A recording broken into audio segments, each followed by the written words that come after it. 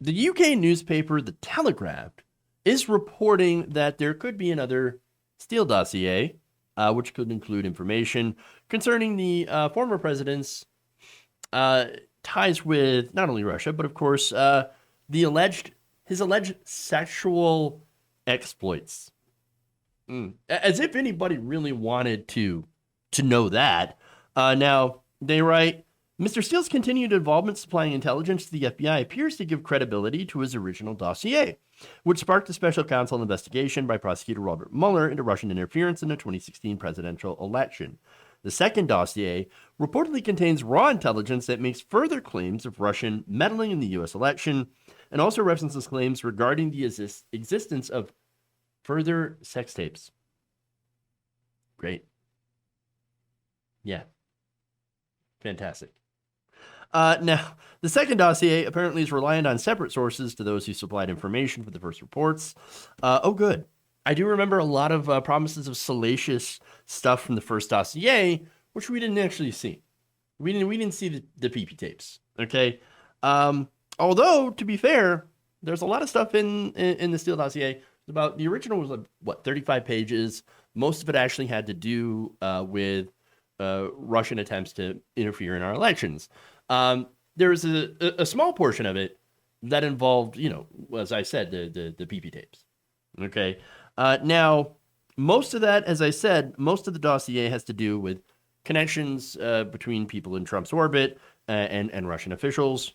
Court filings actually revealed that at least 16 different Trump associates did have contact with the Russians during the campaign or the presidential transition. So that kind of lends credence to this. Okay. Now, the dossier also said that hacks against Democrats, which were publicly released by WikiLeaks during the 2016 campaign, were part of a wider hacking effort. Although, of course, no votes were changed, nothing like that. No voting systems were hacked. No votes were changed. It was a legitimate election. Okay.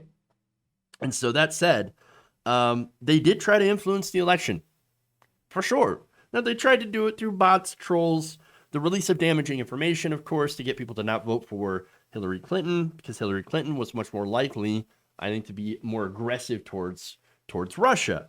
And so, at least in comparison to Donald Trump, which turns out, of course, with the power of hindsight, that absolutely that turned out to be true. The dossier also noted efforts from the Russian government to exploit political divisions within the U.S. and the Democratic Party. And of course, there also turned out to be some truth behind that as well. For example, look, a lot of us, I would assume a lot of us who are watching supported Bernie Sanders like I did during the 2016 election. And I don't know if some of you noticed that there was, at a certain point during the campaign, at least back in 2016, a lot of Facebook pages, it seemed like they massively turned rabidly anti-Hillary Clinton. Now, again, we Bernie Sanders folks, we're not exactly fans of Hillary Clinton. I think you all know that. However, yeah, as some of you know, the day after the election, the bots and trolls went away. Now, some of these, or a lot of these trolls would go into Bernie Sanders aligned Facebook pages, for example, and start posting and talking about Bernie or bust stuff, right? So they really started pushing that. Again, it was rampant on those pages. There's an example of one moderator who had one of these pages that was working in San Diego. And he was saying, hey, my Facebook group, there's a lot of people on these Facebook groups that are now rabidly, like they act like bots and they act like trolls. Okay, and they're getting into our groups. In fact, here's what John Matz told NBC7. Again, in 2016, he was on one of these Facebook pages. He ran one of these Facebook pages that were for pro Bernie. He said hundreds and hundreds of people were joining Bernie Sanders pages on Facebook for a campaign that was over. It made no sense. Matz resorted to checking other Bernie Sanders pages around the country and said, quote, it was everywhere. Matz also noticed the post had a similar theme: anti-Hillary, Hillary's sick, Hillary's involved in Al-Qaeda. That's ridiculous. Hillary's getting money from the Russians. So just complete ridiculousness. Again, Bernie Sanders and progressives' critique of Hillary Clinton didn't have anything to do with conspiratorial stuff.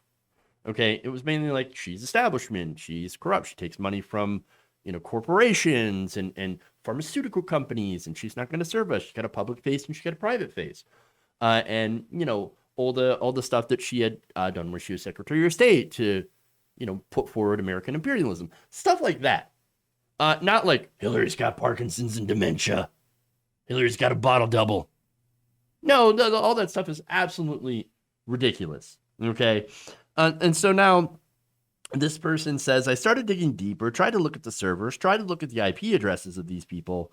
Soon, he realized the people behind those accounts were bots and trolls. Quote, I call them at the time ghosts, but really they're bots, they're trolls. They would misspell where they're living in the United States, or they would have no profile at all. They were just ghosts. Even Bernie Sanders himself had addressed why some of his supporters were seemingly really, really toxic. I mean, come on. There was that element of toxicity. Now, the thing about that, of course, is that it in the media got way overblown. Way overblown. You had all these campaigns, all the different campaigns had sections of their supporters that were incredibly toxic. For example, K-Hive. K-Hive, oof, that's toxic. Ain't no Russians there. Okay, that's all genuine toxicity. But again, the thing is that the media was overly focused on the Sanders stuff when, again, you had a lot of Hillary Clinton supporters or you name it. In 2020, the K-Hivers, a lot of them were very toxic. You had the $1 million David Brock campaigns. And yet, again, one of the big problems with the media back in 2016 and in 2020 is that they always focused only on the Bernie Sanders campaign. It wasn't until after the election in 2020 that they started noticing that K-Hive was doing the same thing. It was incredibly toxic. And so that said, you could see that some of that was driven by bots and trolls, organized troll farms. And so that was, of course, documented in the Steele Dossier.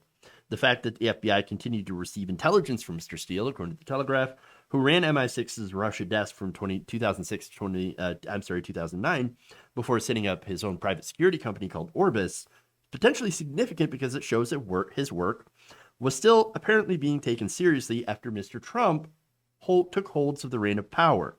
So the track record of the Steele Dossier was actually pretty good. I mean, it's important to note. Yes, of course, there was stuff that was unverified in that. Again, that's the more salacious stuff.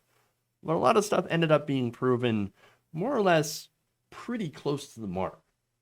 Now, cable media, again, mostly focused on the salacious stuff. All right. And some of the stuff that might be fake. Okay. Or, of course, on the Bernie Sanders campaign, as I mentioned, or they spread some weird narrative saying that Donald Trump was 100% purchased by the Russians, or he's an asset, or that he's Putin's gay lover, or some weird stuff, right? All that stuff's pretty ridiculous. And that's the stuff that I compare with, QAnon for Democrats. All right? Even though it's far less dangerous than QAnon for Democrats, it's pretty bizarre to see, especially like the blatant homophobic undertones that you had with Putin and Trump. You know what I'm talking about. So now, as far as Donald Trump working for Vladimir Putin, I think that Trump only worked for one person. He worked for himself. It was all about how much he could make. That said, I personally do believe that the Russians were, offering help for his campaign, business partners, because I thought that they could actually get something in return, maybe some leverage over the Trump administration. And again, you've got a lot of people who were arrested and had been, indicted for speaking to Russian officials. For example, you have Maria Butina, right? Working with the NRA. NRA gave a lot of money to Donald Trump. And so you had all these different connections that really showed that the dossier wasn't as ridiculous as a lot of us originally thought. But one thing that was missing was the supposed pee-pee tapes. You know what I'm talking about. That. Now, look, maybe maybe part of this is that, again, tapes kind of implies the existence of more than one. All right. But the question that I have, though, I'm talking about this is, yes, we know these. Again, I just ran through why I do believe and what has been proven about Russian meddling in our elections and all that stuff. And so now the question is, why number two? Why second one? Like, what are we going to find out now that we didn't before, and why specifically now? I mean, it could be, of course, the Trump administration, since it's come up. The Trump administration had been blocking this the whole time. Again, that wouldn't surprise me. But again, the big question here for me is, okay, why now that he's out of power? Why is this important? Maybe it's because he still has influence in the Republican Party. Even so, the timing, yeah, as well as the focus on his sex life, again, it sort of makes me a little uncomfortable. I honestly don't really care about that. I am interested in corruption, of course. Links to other countries, Rudy Giuliani, on lobbying on behalf of the Ukrainian government, that kind of stuff. Maybe that will come out. Maybe that will maybe spell some legal trouble for both, as if, the former president isn't already in enough legal trouble. But nonetheless, we're going to have to see what comes out in this second Steele dossier. Because now that Donald Trump isn't in power, he doesn't really have any legal ways to block these things. To be fair, though, he did call this absolute garbage because, of course.